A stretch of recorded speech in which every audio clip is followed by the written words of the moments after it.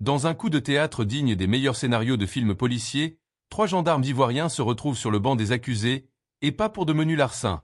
Ces hommes en uniforme, censés être les gardiens de la légalité, se sont retrouvés à franchir la ligne rouge en subtilisant la coquette somme de 4 412 045 francs CFA lors d'une perquisition.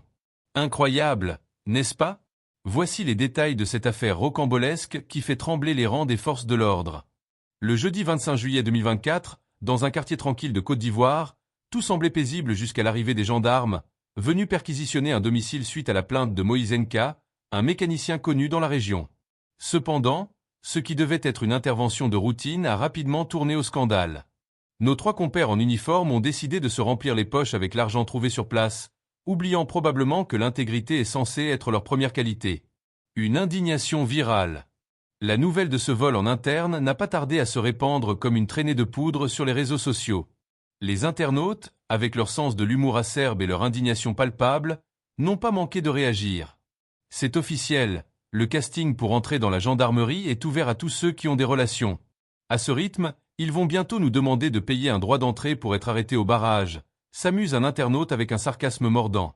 Une autre voix, empreinte d'une frustration plus profonde, s'élève. En voyant leurs agissements au barrage routier, on se demande vraiment s'ils protègent les citoyens ou s'ils participent à un concours de mendicité en uniforme. Il est vrai que les scandales impliquant des forces de l'ordre ne sont pas nouveaux, mais celui-ci a une saveur particulière tant il illustre le décalage entre l'idéal de justice et la réalité vécue par certains citoyens. Un phénomène répandu? Malheureusement, l'affaire de ces 3 gendarmes n'est pas un cas isolé. En Côte d'Ivoire comme dans d'autres pays africains, les histoires de corruption et d'abus de pouvoir au sein des forces de l'ordre ne manquent pas. Mais alors, que faire pour restaurer la confiance? Il semble que le chemin vers une réforme profonde et efficace soit encore long et semé d'embûches.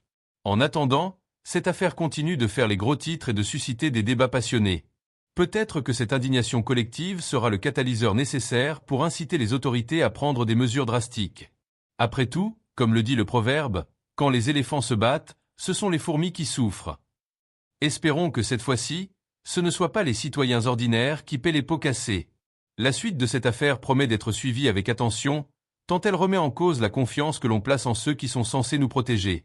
À suivre, donc, avec une pointe d'espoir et beaucoup d'humour pour ne pas sombrer dans le cynisme.